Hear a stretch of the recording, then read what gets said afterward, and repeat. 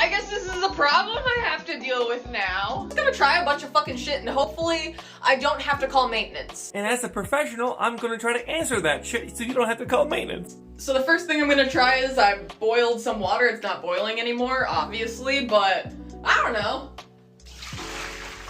I don't think it worked. Boiling hot water is great if you're trying to prevent a clog, but if you already have one, the boiling hot water isn't gonna do much. But let me show you what happens when I try to plunge my bathtub. Plunger? Why is it coming up there? What are you doing? It's actually coming out through your overflow drain. Your overflow drain is there to prevent overflows. All you need is your wet rag, put that right on top of there, and get a nice seal. Really press it because you don't want air flowing down the overflow when you're trying to get good suction with the plunger. Then put the plunger on that drain and start plunging real good, okay? But make sure you get a plunger that's just for your sinks and your tubs. You don't want to use a poopy plunger.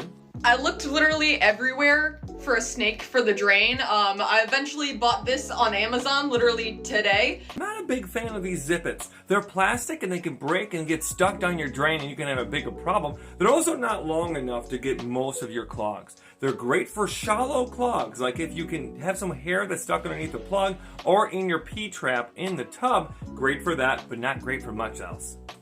Always a fan of this little guy. This is called a Cobra Skinny Drain Cleaner. It's only 8 feet, so it's not going to be too large and get you in trouble, but it's large enough to get most of the clogs you might have. You bend this at a 45-degree angle, and this will help you get around curves and bends in your sink and in your tubs, and just be patient. It takes a little bit. I have a whole bunch of videos on this if you want to learn more. But you know, obviously since the Drano didn't work, the next logical step is off-brand Drano. Not all chemical drain cleaners operate the same way, but boy, this was funny.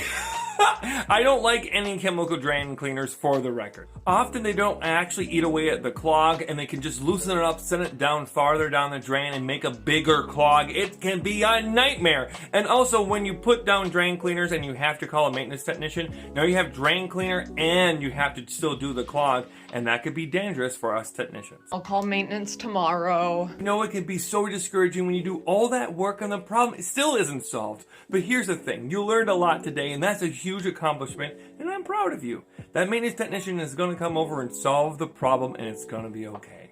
Have a good day, take care, and bye-bye!